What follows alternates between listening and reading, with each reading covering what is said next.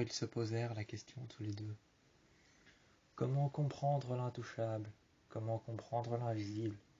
Comment voir l'invisible et comment comprendre l'intouchable lorsqu'on ne peut pas voir, entendre ou ni même toucher ce que l'on a ressenti? Lorsqu'on ne peut pas voir, comprendre, ni même toucher ou encore moins entendre ce que l'on a ressenti, comment comprendre l'invisible et l'intouchable lorsque ceux-ci sont tous deux avec toi?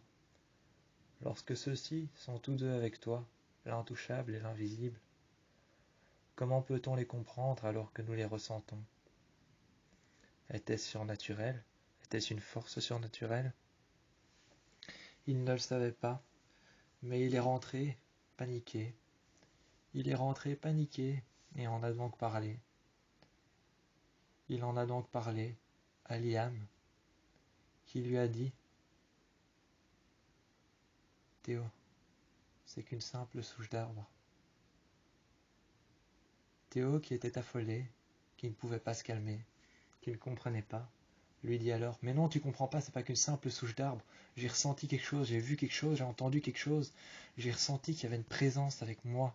Elle était à côté, je pouvais sentir qu'il y avait quelqu'un à côté de moi, mais je ne voyais rien. Liam a alors pris Théo par les bras, lui a dit de s'asseoir, ce qu'il a fait. Il s'est assis, et ensuite, après s'être assis, Liam lui a dit: Théo, écoute, tu as vu une souche d'arbre, tu t'es assis dessus, tu as respiré, tu as écouté, mais tu n'as rien vu, tu n'as rien entendu. C'est une souche d'arbre, rien de plus. Lorsqu'il lui dit qu'il avait ressenti quelque chose qui venait du dessous de la souche d'arbre,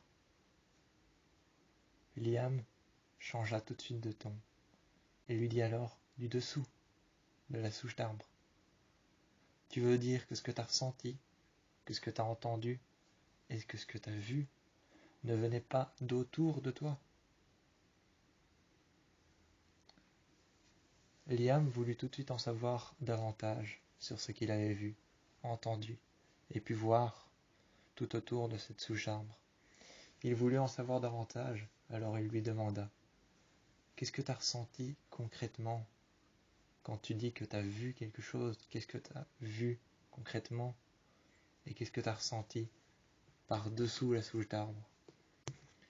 Je sais pas, je voyais des gens, ça avait l'air d'être une armée, ça avait l'air d'être la guerre.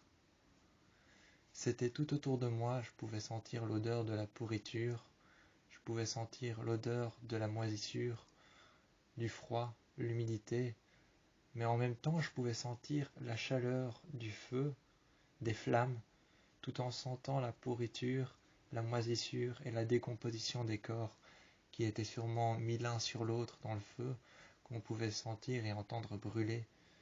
J'entendais des cris qui venaient sûrement et certainement des corps. Et dans l'armée que je voyais, car c'était certainement la guerre, j'entendais des cris et des coups de feu. Tout autour d'eux, ça avait l'air d'être paisible, calme. Ça avait l'air d'être un endroit calme, paisible, comme un camp dans lequel tu te réfugies quand tu ne te sens pas en sécurité. Mais tout autour, j'avais l'impression qu'il y avait des coups de feu. Il y avait des coups de feu, il y avait des gens qui criaient, qui hurlaient tout autour. Tout autour d'eux, on aurait dit que c'était la guerre. Pour autant, c'est comme si à l'intérieur, c'était en sécurité qu'on pouvait se sentir. Liam s'était tourné alors vers Théo et lui a dit: le Néméton. Le Néméton, c'est ça que t'as vu. Théo lui a alors dit: le Némé quoi? Il lui a alors dit: le Néméton. Théo ne comprenant pas, il lui a dit: c'est quoi le Néméton? Liam qui lui répondit: le Néméton, c'est une souche d'arbre, la même que tu as sûrement vue. C'est une souche d'arbre. Elle est difficile à la comparer des autres parce que elle est similaire à certaines souches d'arbres qu'il y a partout dans le monde.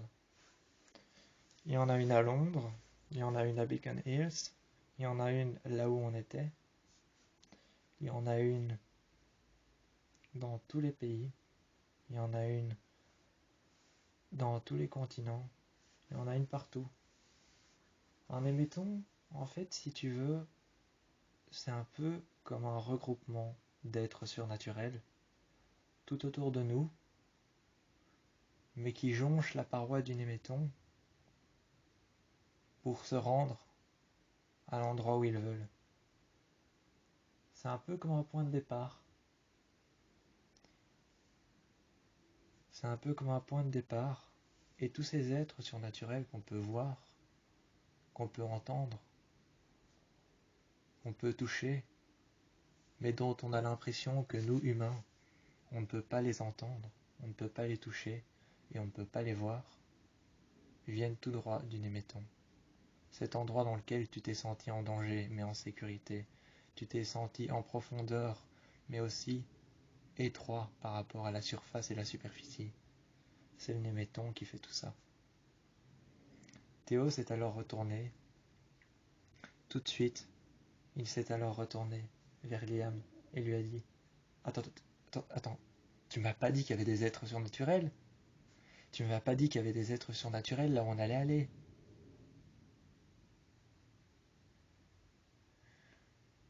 Liam lui a alors répondu « Je te l'ai pas dit parce que je te connais et je sais comment tu allais réagir. Je savais comment tu allais réagir. C'est pour ça que je te l'ai pas dit.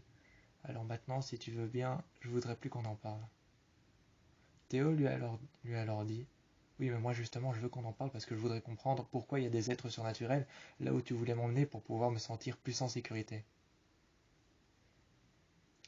Ils ont donc parlé toute la nuit. En essayant de comprendre les liens qu'il y avait entre tout ça. Ils ont essayé de comprendre. Ils ont cherché des numéros de série. Ils ont cherché des numéros d'archives, des numéros de série qui pouvaient mener à des numéros d'archives, des archives qui pouvaient mener à des dossiers qui pouvaient mener à beaucoup d'autres choses, des numéros d'archives qui pouvaient mener à des numéros de dossiers, des numéros de dossiers qui pouvaient mener à des contacts, ou encore à certaines choses du passé qu'on devait ressasser pour pouvoir comprendre. Ils avaient ensuite trouvé tous les deux, dans les archives de la ville, dans les archives de Beacon Hills, ils ont ensuite trouvé tous les deux un numéro d'archive détenant des journaux exactement du moment là où Théo a ressenti ces choses. Là où Théo a ressenti ces choses, ces êtres surnaturels, ces êtres paranormaux. Là où Théo a ressenti ces êtres paranormaux, le surnaturel est là où il a senti ce qu'il ne pouvait voir, entendre ou ni même toucher.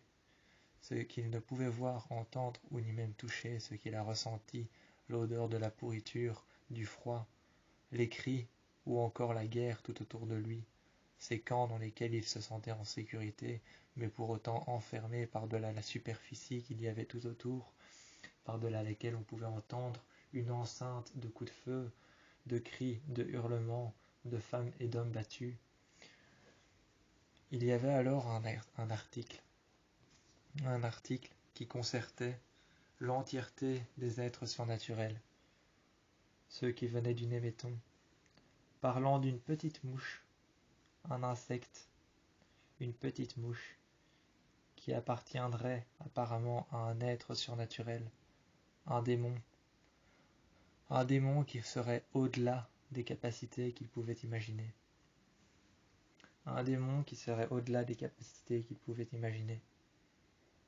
Ce démon avait un nom, seulement il ne le connaissait pas encore. Ce démon avait un nom, mais il ne le connaissait pas encore.